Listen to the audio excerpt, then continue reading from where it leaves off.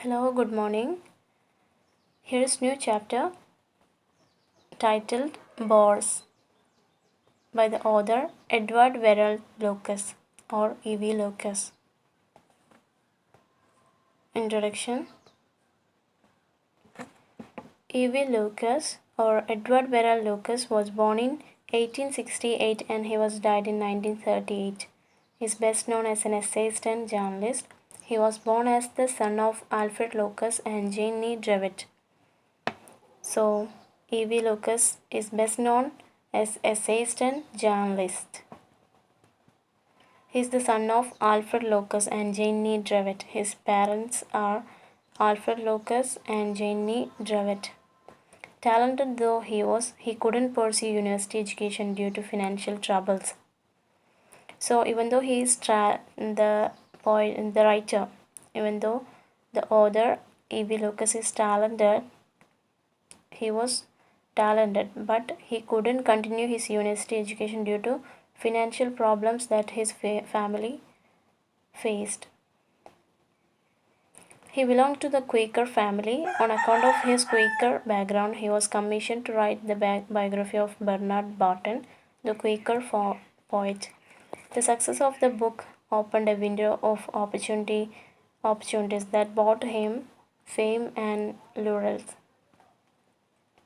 He made his mark as a prolific and versatile writer of light entertaining essays, novels, and non-fiction. Keen observation of life and witty portrayal of people and incidents have made him a popular writer. Lucas had a wide variety of interests ranging from sports, domestic life to fine arts and literature. His essays enjoyed immense popularity. Lucas' humor is generally kind and humane, as is evident in Bores. So here he is from a Quaker family. What is a Quaker family? Quaker means a member of Religious Society of Friends, group of Christians who use no scripture and believe in great simplicity of daily life and in worship. അപ്പോൾ ക്വയ്ക്കർ ഫാമിലിയിൽ പെട്ട ഒരാളാണ് ഇയാളെന്ന് പറയുന്നുണ്ട്. എന്താ ക്വയ്ക്കർ എന്ന് പറഞ്ഞിട്ടുണ്ടെങ്കിൽ അത് Christians എന്നുള്ള ഒരു ഗ്രൂപ്പ് ഓഫ് പീപ്പിളാണ്. Religious society of friends. He's a member among the Quaker family. അവരുടെ ഇത് പ്രകാരം എന്ന് വെച്ചിട്ടുണ്ടെങ്കിൽ എന്താ ദേ യൂസ് നോ സ്ക്രിപ്ചർ, ഒരു ഗ്രന്ഥങ്ങളൊന്നും അവർ ഫോളോ ചെയ്യുന്നില്ല. ദേ believe in great simplicity of daily life and in worship. That is the speciality of Quaker family. Here Bernard Barton is a Quaker poet, and here E.V. Lucas was asked to write the biography of Quaker poet Bernard Barton. So E.V. ലൂക്കസിന് Bernard Barton എന്ന് പറഞ്ഞ ക്വയ്ക്കർ പോയറ്റിൻ്റെ biography എഴുതാനായിട്ട് commission കൊടുത്തിട്ടുണ്ടായിരുന്നു. അതായത് ക്വയ്ക്കർ family എന്നുള്ളൊരു ബാക്ക്ഗ്രൗണ്ടിൽപ്പെട്ട ആളാണല്ലോ E.V. Lucas എന്ന് പറഞ്ഞ ആൾ. അതുകൊണ്ട് തന്നെ ബെർണാഡ് ബാർട്ടൺ എന്ന് പറഞ്ഞൊരു ക്വയ്ക്കർ പോയറ്റിൻ്റെ ബയോഗ്രഫി എഴുതാൻ വേണ്ടിയിട്ട് ഇയാൾക്ക് കമ്മീഷൻ ചെയ്തിരുന്നു എന്ന് പറയുന്നത്. പിന്നെ അപ്പോൾ ഈ ബാർട്ടനെ കുറിച്ചിട്ട് ബയോഗ്രഫി എഴുതിയ സമയത്ത് അത് കാരണത്താൽ ഇയാൾക്ക് അതിൻ്റെ ഒരു ദ ബുക്ക് വാസ് സക്സസ്, ആ ബുക്ക് സക്സസ് ആയിരുന്നു. അതുകൊണ്ട് തന്നെ he was offered a lot of opportunities or chances. ഒരുപാട് ഓഫേഴ്സ് ഇയാൾക്ക് ഉണ്ടായിരുന്നു.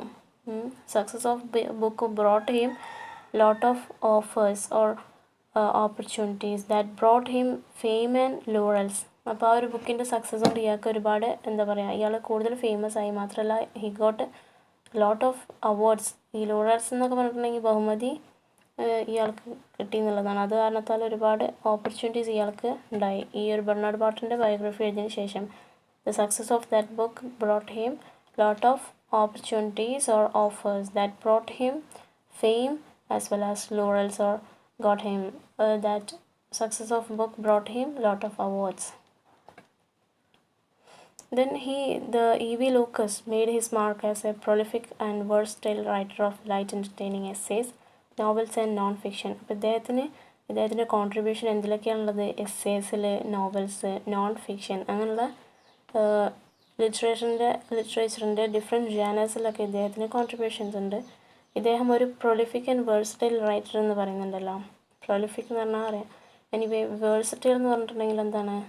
ഒരു ബഹുമുഖ പ്രതിമ എന്നൊക്കെ പറയില്ല. പല മേഖലകളിലും കഴിവുള്ള ടാലൻറ്റഡ് ആയിട്ടുള്ള ആൾക്കാണ് വേഴ്സറ്റൈൽ എന്ന് പറയുന്നത്. അപ്പോൾ വേഴ്സറ്റൈൽ റൈറ്റർ ആയിരുന്നു ഇദ്ദേഹം. He was A prolific and versatile writer of light entertaining essays, novels and non-fiction. Keen observation of life and witty portrayal of people and incidents have made him a popular writer. അപ്പോൾ ഇദ്ദേഹം ഒരു popular writer ആവാൻ തന്നെയുള്ള ഈ അദ്ദേഹത്തിൻ്റെ specialities എന്തായിരുന്നു? Keen observation of life.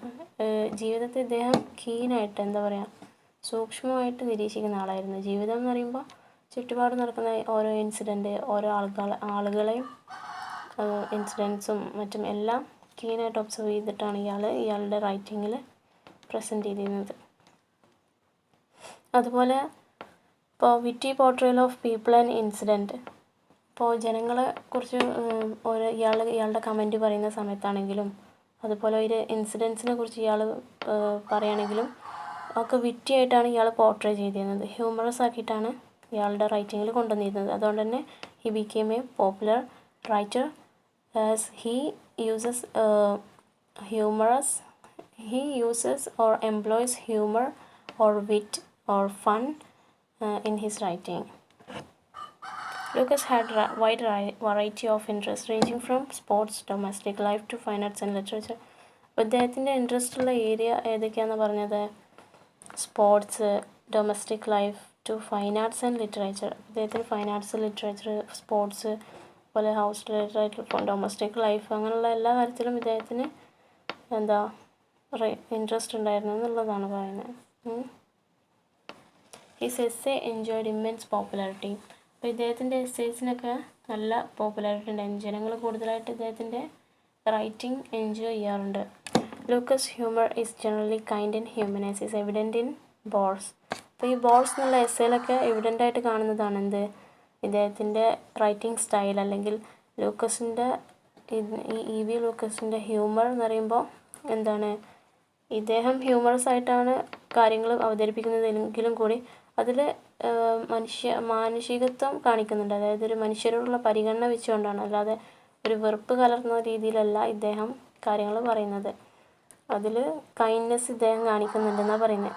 ജനങ്ങളെക്കുറിച്ച് പറയുമ്പോൾ കൂടി ഓരോ വ്യക്തികളെ, ക്യാരക്ടറിനെ പറയുകയാണെങ്കിലും അതിലൊരു കൈൻഡ്നെസ് കാണിക്കാറുണ്ട്. The next paragraph. Lucas was associated with the newspaper The Globe, the literary journal The Academy, and the humor magazine Punch.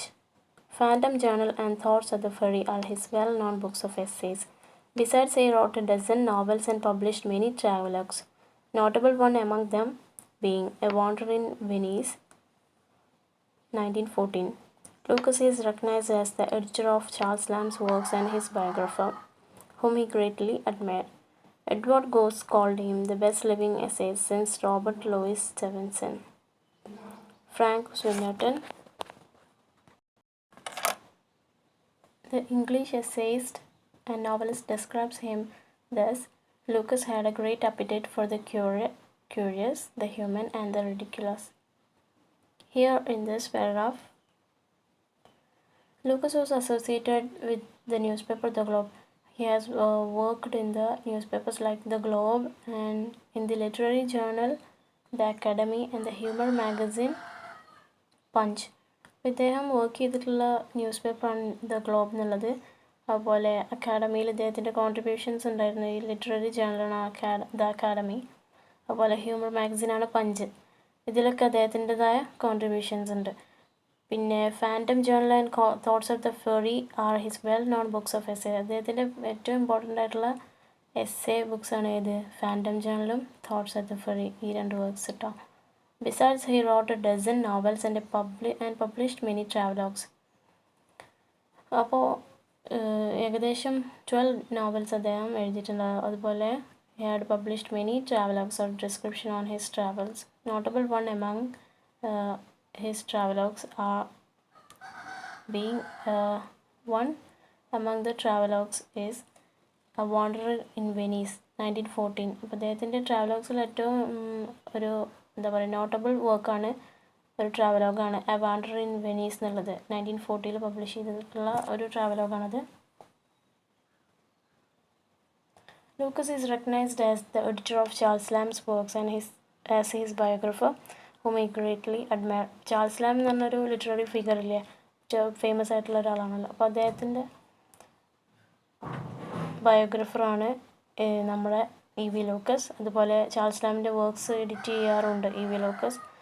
E V Lucas Charles ലാമിനെ ഏറ്റവും അഡ്മയർ ചെയ്യുന്ന ഒരാളായിരുന്നു. E V Lucas greatly admired Charles Lamb. പിന്നെ another writer, Edward Gosse, called him the best living essayist since Robert Louis Stevenson. Robert Louis സ്റ്റെവൻസിന് ശേഷം best living essayist ആയിട്ട് അറിയപ്പെടുന്നു, അല്ലെങ്കിൽ അങ്ങനെ ആണ് ഇ വി ലൂക്കസിനെ എഡ്വേർഡ് ഗോസ് എന്ന് പറഞ്ഞ ആൾ വിശേഷിപ്പിക്കുന്നത്. Another English essayist and novelist ആയിട്ടുള്ള ഒരു ഫ്രാങ്ക് സ്വിന്നർട്ടൺ എന്ന് പറഞ്ഞ ആൾ ഇദ്ദേഹത്തെക്കുറിച്ച് പറയുന്നത്, ഇ വി ലൂക്കസിനെ കുറിച്ച് പറയുന്നത് എന്താ, Lucas had a great appetite for the curious, the human and the ridiculous. അപ്പോൾ ഇദ്ദേഹത്തെ സംബന്ധിച്ചിടത്തോളം ഇ വി ലൂക്കസ് എന്താണെന്നാണ് എഡ്വേർഡ് സിന്നർട്ടൺ പറയുന്നത്. Edward Swinnerton is a English essayist and novelist. Edward Snowden describes E.V. Lucas as he had great appetite for the curious, the human and the ridiculous.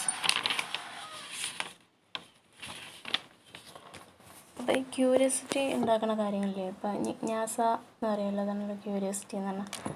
ഓരോ വിഷയങ്ങളെയും കുറിച്ച് ഇയാൾക്ക് എന്താ പറയുക, ഭയങ്കര റിഡിക്യൂള് ചെയ്ത് പറയാൻ, അല്ലെങ്കിൽ ഹ്യൂമൻലി ആയിട്ടാണ് ഇയാളുടെ റൈറ്റിങ്ങിൽ പറയാറുള്ളതെങ്കിലും ഓരോന്നിനും ക്രിറ്റിസൈസ് ചെയ്ത് പറയാനുള്ളൊരു പോർട്രേ ചെയ്യാനുള്ളൊരു എബിലിറ്റി ഇയാൾക്ക്, അപ്പോൾ പ്രത്യേക ഒരു അഭിരുചി ഇദ്ദേഹത്തിനുണ്ട്. അപ്പിറ്റേറ്റ് എന്ന് പറയുമ്പോൾ വിശപ്പ് എന്നാണല്ലോ, ഇവിടെ ക്യൂരിയസ് ആയിട്ടുള്ള കാര്യങ്ങൾ എന്താ പറയുക, കീനായിട്ട് ഒബ്സർവ് ചെയ്യാനുള്ള ഒരു പ്രത്യേക ടാലൻറ്റ് ഇദ്ദേഹത്തിനുണ്ട് എന്നാണ് നമ്മുടെ എഡ്വേർഡ് സിന്നർട്ടൺ പറയുന്നത്. Then, if he were offered a story, an incident, or an absurdity, his mind instantly shaped it with wit and form. He read a character with wisdom and gravely turned it to fun. He versified a fancy or concentrated in an anecdote or instance, all that a vaguer mind might stagger for an hour to express. But his was the mind of a critic and a commentator, and the highly sustained labor of the ambitious novelist was impossible to him. ഇപ്പോൾ ഇദ്ദേഹത്തിന് if he were offered a story, ഇപ്പോൾ ചെറിയൊരു കാര്യം അല്ലെങ്കിൽ ഒരു ചെറിയൊരു incident അല്ലെങ്കിൽ ഒരു ചെറിയൊരു സ്റ്റോറി അല്ലെങ്കിൽ എന്തെങ്കിലും ഫൂളിഷ് ആയിട്ടുള്ള ഒരു കാര്യം ഇദ്ദേഹത്തോട് പറഞ്ഞിട്ടുണ്ടെങ്കിൽ പെട്ടെന്ന് തന്നെ അത് ഒരു ഹ്യൂമറസ് ആയിട്ട് വിറ്റ് അല്ലെങ്കിൽ ഫണ്ണായിട്ട് ഇദ്ദേഹത്തിനത് മാറ്റാനുള്ള പ്രത്യേക കഴിവുണ്ടായിരുന്നു. ഹ്യൂമറസ് ആയിട്ട് ആ ഒരു കാര്യത്തെ പ്രസൻറ്റ് ചെയ്യാനുള്ള ഒരു എബിലിറ്റി ഇദ്ദേഹത്തിനുണ്ട് എന്നാണ് പറയുന്നത്. ചെറിയൊരു കാര്യം പറഞ്ഞാൽ തന്നെ അതത് അതിൻ്റെതായ രീതിയിൽ അത് തമാശാക്കിയിട്ട് അയാൾ കാണിക്കുന്ന പറയുന്നത്. He read a character with wisdom and gravely turned it to fun. അപ്പോൾ ഓരോ വ്യക്തികളെ ഇദ്ദേഹം ആ ഒരു രീതിയിലൊക്കെയാണ് കാണുന്നത്. അതിൻ്റെതായ ഇമ്പോർട്ടൻസിൽ ഇദ്ദേഹം കീനായിട്ട് നിരീക്ഷിക്കാറുണ്ട്, എന്നിട്ടത് ഫണ്ണായിട്ടാണ് ഇദ്ദേഹം കാണിക്കാറെന്ന് പറയുന്നത്. He versified a fancy concentrated in an anecdote or instance that all a vulgar mind might stagger for an hour to express. ഇപ്പോൾ ഇദ്ദേഹത്തിൻ്റെ ഇമാജിനേഷൻ ആണെങ്കിൽ, അല്ലെങ്കിൽ ഇപ്പോൾ ഷോർട്ട്സ് സ്റ്റോറിയൊക്കെ ഉണ്ടാവുമല്ലോ. ഇപ്പോൾ അനക്ഡോട്ട് എന്ന് പറഞ്ഞിട്ടുണ്ടെങ്കിൽ എന്താ, it's A poem, short story in the form of A poem, അതാണ് anecdote. Anecdote is a short story in the form of a poem. അപ്പോൾ എന്താ പറയുക, പോയത്തിൻ്റെ ഫോമായിരിക്കും, പക്ഷേ ഷോർട്ട് സ്റ്റോറി ആയിട്ടാണ് അത് പറയുന്നുണ്ടാവുക, അതാണ് അനക്ഡോട്ട്. അപ്പോൾ അത്തരം കാര്യങ്ങളൊക്കെ ഇദ്ദേഹത്തിൻ്റെ ഇമാജിനേഷൻ, അല്ലെങ്കിൽ ഓരോ കാര്യത്തിനെ കുറിച്ചിട്ട് ഇദ്ദേഹം പറയാന്ന് വെച്ചാൽ ഒരുപാട് എന്താ പറയുക, കുറച്ച് സമയം കൊണ്ട് തന്നെ അത് ഒരു വിറ്റാക്കിയിട്ട് ഇയാൾ പറയുന്നുള്ളതാണ് പറയുന്നത്. പിന്നെ but his was the mind of a critic and a commentator, and the highly sustained labor of ambitious novels was impossible to him. അപ്പോൾ ഇവിടെ ഇദ്ദേഹം എന്ന് പറയുമ്പോൾ ഒരു ക്രിറ്റിസൈസ് ചെയ്യുന്നൊരു എന്താ പറയുക, ക്രിറ്റിക്കിൻ്റെ ക്യാരക്ടർ, എന്താ പറയുക, നമ്മൾ ഇ വി ലൂക്കസ് എന്ന് പറഞ്ഞാൽ ശരിക്കും ഒരു ക്രിറ്റിക്കാണ്. ക്രിറ്റിക് എന്ന് പറഞ്ഞാൽ തന്നെ എന്താ, ഓരോ ക്രിറ്റിസൈസ് ചെയ്യുന്ന ആളെന്ന് വെച്ചാൽ ഒരു കാര്യത്തെ അല്ലെങ്കിൽ ഒരാളെ ബോത്ത് നെഗറ്റീവും പോസിറ്റീവും എല്ലാം പറയും. അതാണ് ക്രിറ്റിസൈസ് ചെയ്യാന്ന് പറയുമ്പോൾ. അപ്പോൾ ഇദ്ദേഹം ഒരു ക്രിറ്റിക്കായിരുന്നു, അതുപോലെ കമൻറ്റേറ്റർ ആയിരുന്നു. കമൻറ്റേറ്റർ പറയുമ്പോൾ ഓരോ കാര്യങ്ങൾ ഡിഫൈൻ ചെയ്യുന്നത് അല്ലെങ്കിൽ കമൻറ്റ് പറയുന്ന ഒരു ഒരാളാണ് E.V. ലൂക്കസ്. അതുപോലെ highly sustained labour of ambitious novelist was impossible to him എന്ന് പറഞ്ഞാൽ എന്താ, ഈ നമ്മൾ കണ്ടിട്ടില്ലേ നോവലിസ്റ്റുകൾ കുറേ ലെങ്തി ആയിട്ടുള്ള വലിയ നോവലൊക്കെ എഴുതാറുണ്ടല്ലോ, അങ്ങനെ അത്രയും ക്ഷമയോടെ അത്രയും വലിയ ലെങ്തി നോവലൊന്നും എഴുതാൻ മാത്രമുള്ള ക്ഷമ ഇദ്ദേഹത്തിനില്ലായിരുന്നു. It was that labour is impossible to him. E.V. ലൂക്കസിനെ സംബന്ധിച്ചിടത്തോളം അത്രയും ലെങ്തി ആയിട്ടുള്ള അത്രയും തിക്കായിട്ടുള്ള നോവലൊന്നും എഴുതാനുള്ള ആ ഒരു ഹൈലി സസ്റ്റെയിൻഡ് ലാബർ എന്ന് പറയുമ്പോൾ it is impossible for this author E.V. Lucas. Then last paragraph in the introduction. Bores is a typical Lucas essay. The writer makes a witty observation about one of the universal human traits, imposing too much of ourselves on others. A bore is a person who arouses boredom. The long conversation need not make a person necessarily bored.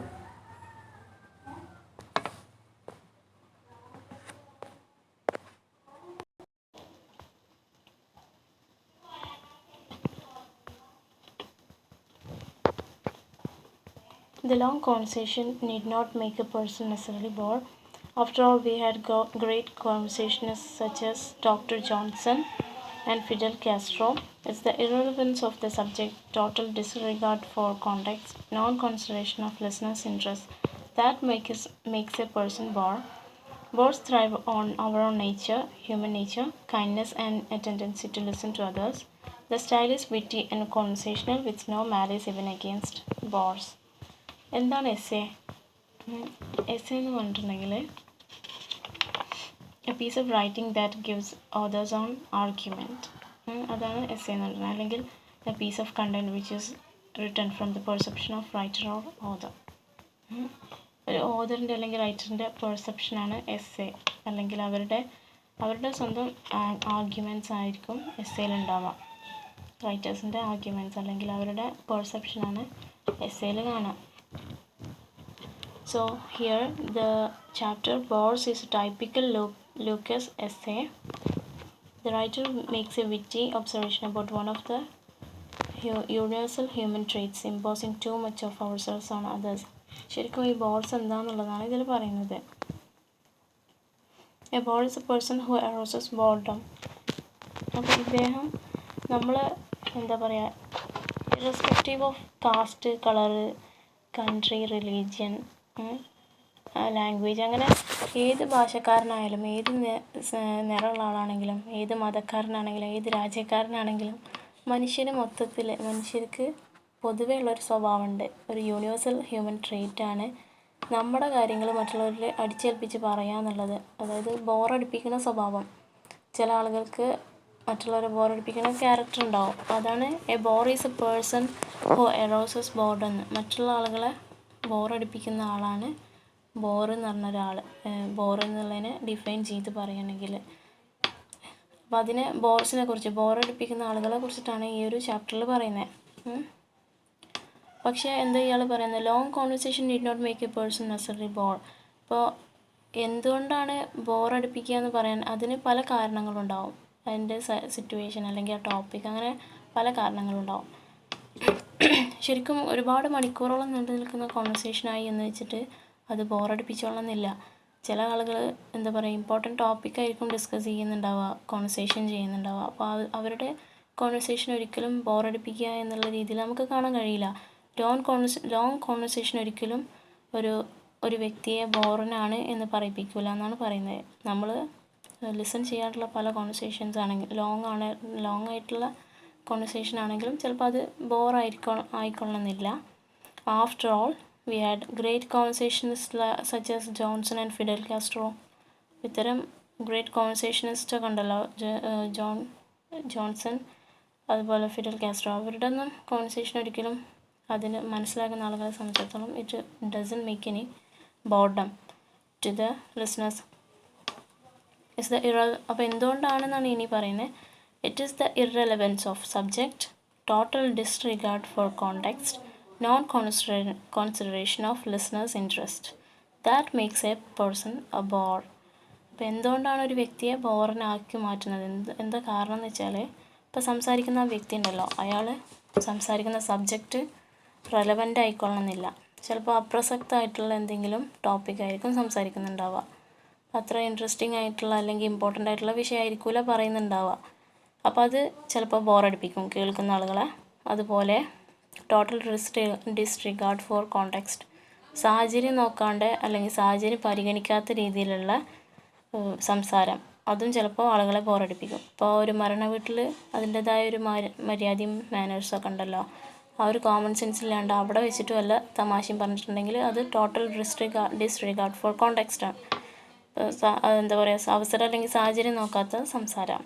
Non consideration of listeners interest that makes a person about. ഇപ്പോൾ കേൾക്കുന്ന ആൾ, listener ചെയ്യുന്ന ആൾ അവരുടെ interest ഉണ്ടോ ഇല്ലയോ എന്നുള്ളത് consider ചെയ്യാണ്ട് സംസാരിക്കുക. അപ്പോൾ നമ്മൾ കേൾക്കുന്ന ആൾ നമ്മളെ കേൾക്കാൻ താല്പര്യം ഉണ്ടോ ഇല്ലയോ എന്നുള്ളതും, അല്ലെങ്കിൽ അവർക്ക് കേൾക്കാൻ താല്പര്യം ഉണ്ടോ ഇല്ലയോ എന്നുള്ളത് നമ്മൾ പരിഗണിക്കാതെ സംസാരിച്ച് കഴിഞ്ഞാൽ, അപ്പോൾ അവർക്ക് ഇൻട്രസ്റ്റ് ഇല്ല എന്നുണ്ടെങ്കിൽ നമ്മൾ അത് സംസാരിക്കരുത്. അല്ല, ഇൻട്രസ്റ്റഡ് ആണെങ്കിലൊക്കെ അപ്പോൾ അവരുടെ ഇൻട്രസ്റ്റ്, ലിസണേഴ്സിൻ്റെ ഇൻട്രസ്റ്റ് കൺസിഡർ ചെയ്യണം. അങ്ങനെ കൺസിഡർ ചെയ്യാത്ത സംസാരം ഉണ്ടാവുമല്ലോ, കേൾക്കാൻ താല്പര്യമില്ലാണ്ട് പിന്നെയും ഇങ്ങനെ അടിച്ചേൽപ്പിച്ച് സംസാരിക്കുക, അതും ഒരാളെ ബോറനാക്കുന്നതാണ് ഈ ഈവി ലൂക്കസിൻ്റെ observation. Bores thrive on our own human nature, kindness and a tendency to listen to others. എന്തുകൊണ്ടാണ് ഈ ബോറന്മാർ വളരുന്നത് എന്നാണ് ചോദിക്കുന്നത്. എന്തുകൊണ്ടാണ് ഈ ബോറടിപ്പിക്കുന്ന ആളുകൾ എന്തുകൊണ്ടാണ് ഇങ്ങനെ പരിപോഷിപ്പിക്കപ്പെടുന്നത്, അല്ലെങ്കിൽ അവരിങ്ങനെ കൂടുതലായിട്ട് വളരുന്നത്, അവർ ആ ഒരു സംസാര രീതിനെ കണ്ടിന്യൂ ചെയ്യുന്നത് എന്തുകൊണ്ടാണെന്നാണ് പറയുന്നത്. എന്തുകൊണ്ടാണ്? On our own human nature, kindness and a tendency to listen to others. അപ്പോൾ ഈ ബോറടിപ്പിക്കുന്ന ആളുകൾ സംസാരിക്കുമ്പോൾ കേൾക്കുന്ന ആളുകൾ ചിലപ്പോൾ അവരോട് കൈൻഡ്നെസ്, അവരോട് ദയ കാണിക്കും. അതായത് ഇഷ്ടമല്ലെങ്കിലും പുറത്തേക്ക് കാണിക്കൂല, ഇഷ്ടമില്ല എന്നുള്ളത്. അപ്പോൾ ആ പറയുന്ന ആളുകൾ പിന്നെ ഇങ്ങനെ കണ്ടിന്യൂ ചെയ്യില്ല ചെയ്യുക. അതുപോലെ നമ്മൾ we would show a tendency to listen to others. അപ്പോൾ ആ സംസാരിക്കുന്ന ആളുകളോട് നമ്മൾ ശ്രദ്ധിക്കുന്നുണ്ടെന്ന് തോന്നിപ്പിക്കുന്ന രീതിയിൽ നമ്മൾ നിന്ന് കൊടുക്കും. ഇനി അവരെന്താ വിചാരിക്കുകയെന്ന് വിചാരിച്ചിട്ട് a tendency to listen to others we would show. നമ്മളവർ ശ്രദ്ധിക്കുന്നുണ്ടെന്ന് നമ്മളവർ തോന്നിപ്പിക്കും. അതുപോലെ നമ്മളവരോട് കൈൻഡ്നെസ് കാണിക്കും. അതുകൊണ്ടാണ് ഈ ബോറടിപ്പിക്കുന്ന ആളുകൾ അങ്ങനെ കൂടുതൽ ത്രൈവ് ചെയ്യുന്നത് എന്നാണ് പറയുന്നത്. The style of the essay is witty and conversational with no malice even against bores. അപ്പോൾ ഇദ്ദേഹത്തിൻ്റെ ഈ എസ്സേയിൽ ഈ മാലീസ് എന്ന് പറഞ്ഞാൽ എന്താ, ഹാട്രഡ്, വെറുപ്പ് അല്ലെങ്കിൽ പക, വിദ്വേഷം, അപ്പോൾ അതൊന്നും കാണിക്കുന്നില്ല. ഈ ഇദ്ദേഹത്തിൻ്റെ എസ്സേൻ്റെ സ്റ്റൈൽ പറയുമ്പോൾ വിറ്റിയാണ്, അല്ലെങ്കിൽ ഫൺ, ഹ്യൂമറസ് ആയിട്ടുള്ളൊരു സ്റ്റൈലാണ്. പിന്നെ കോൺവെർസേഷണലാണ്. With no malice even against. ഈ ബോറന്മാരെ കുറിച്ചിട്ടാണ് പറയുന്നതെങ്കിലും കൂടിയിട്ട് he is not showing hatred even towards bores in this essay. So we will discuss the chapter in detail in the next class. Thank you.